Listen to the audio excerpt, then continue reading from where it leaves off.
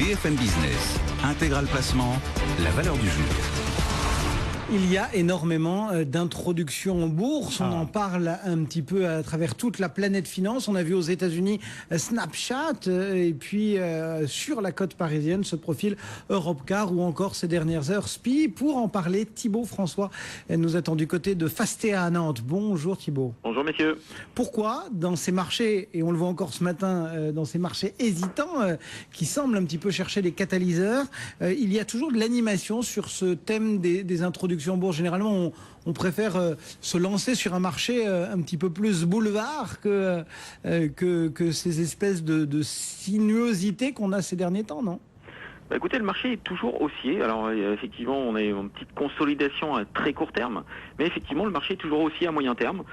Donc le marché est plutôt toujours à la recherche d'idées, on va dire. Le marché, les institutionnels en général ont beaucoup de cash, ne sont pas toujours pleinement investis ou encore investis sur la partie obligataire. Donc les nouveaux dossiers, les nouvelles futures IPO sont plutôt regardés de près. Après, effectivement, à très court terme, il y a eu quelques petites turbulences. Le PIB US n'a pas été forcément très bon sur le premier trimestre. On a le dossier grec qui traîne encore un petit peu en longueur. C'est pour ça que les taux se sont tendus sur le mois d'avril, sur le mois de mai. La devise euro-dollar est repartie un petit peu à la hausse par rapport au prix du mois de mars. Mais tout ça c'est plutôt de façon intelligente. La consolidation est plutôt on va dire sympathique. Ne se fait finalement avec peu de volatilité. Et effectivement, les IPO sont toujours dans une bonne tendance parce que la tendance des marchés actions est toujours haussière. Donc les IPO marchent plutôt bien. Et c'est important pour un marché d'avoir comme ça des petits nouveaux qui rentrent, qui arrivent. C'est quoi? C'est changement d'herbage, réjouis les veaux? Ouais, c'est un petit peu l'idée, c'est-à-dire que le marché se recharge. Les IPO qu'on n'a pas pu se faire ces dernières années parce que le marché n'était pas forcément très porteur, se fait dans un marché un petit peu plus porteur. C'est plutôt bon signe, ça veut dire que le marché a envie de prendre du risque, a envie de revenir sur les actions, donc ça c'est plutôt intéressant. D'ailleurs, les chiffres d'IPO sont excellents depuis le début de l'année. On a fait un premier trimestre qui est le meilleur depuis 2000, les années 2000, donc les années Internet, donc ça c'est plutôt intéressant. Il y a eu 14 introductions depuis le début de l'année, autour d'un milliard de cash levé depuis le début de l'année. Bon, certes avec Elis qui a fait 750 millions d'euros de levée à elle seule, donc mais ça c'est plutôt intéressant. Et l'autre fait intéressant, qui a eu lieu ce matin, c'est que par exemple un dossier comme Nexans n'a pas réussi à lever des fonds sur la partie obligataire et on a toujours une forte demande sur la partie IPO. J'ai l'impression quand même que le marché semble tourner vers les actions depuis quelques semaines. Justement, regardons un petit peu ces deux dossiers qui vont nous intéresser plus directement à Paris. Quel est votre sentiment, vous, sur Europcar et puis sur SPI?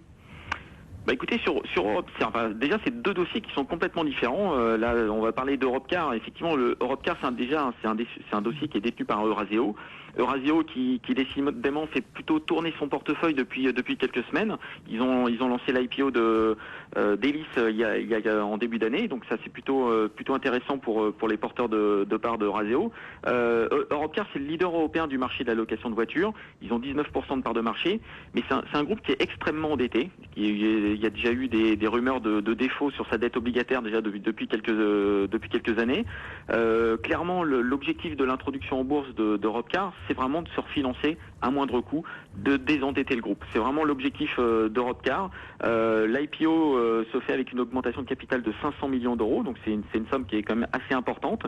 Alors sur le dossier, on n'est pas particulièrement positif sur le dossier. C'est vrai que c'est un dossier qui est très endetté. J'ai l'impression que les chiffres qui sont un petit peu meilleurs depuis quelques semaines sont plutôt liés à la future introduction en bourse. Donc attention par rapport à tout ça, mais par contre on va regarder effectivement les ratios d'introduction qui ne sont pas encore sortis et effectivement comment on va se placer le papier vis-à-vis des institutionnels. Et pour ce qui concerne SPI? Écoutez, SPI c'est un dossier un petit peu différent. Alors l'augmentation de capital est un petit peu supérieure à celle d'Europcar, c'est 700 millions d'euros de levée de fonds. Par contre c'est un groupe qui marche plutôt pas mal, qui a déjà essayé de s'introduire en fin d'année dernière au mois de décembre. Bon, c'est vrai que les conditions de marché étaient quand même assez volatiles. On a eu un marché au mois de décembre qui était très volatile sur le marché parisien. Là par contre l'introduction va avoir lieu très bientôt, la fourchette de prix vient d'être fixée entre 14,5 et 17,5 euros par action.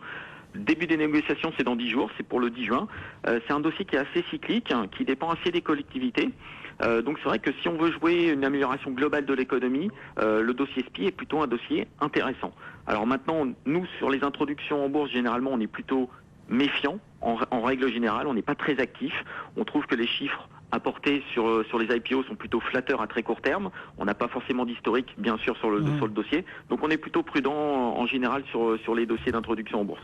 Par contre, le dossier SPI, on va dire l'aspect intéressant du dossier SPI, c'est que la Caisse des dépôts du Québec, qui est un actionnaire historique du groupe, a prévu de souscrire entre 100 et 150 millions d'euros au moment de l'IPO, ce qui est plutôt une bonne nouvelle pour les futurs acquéreurs d'actions. Merci beaucoup pour ce regard donc sur ces introductions en bourse qui tiennent toujours le haut du pavé. Thibaut François depuis Fastea Capital. Et à 10h47, on a un CAC 40 toujours extrêmement prudent en étant en petite hausse, d'accord, plus 0,1%, mais enfin c'est quand même pas cher payé, surtout après la baisse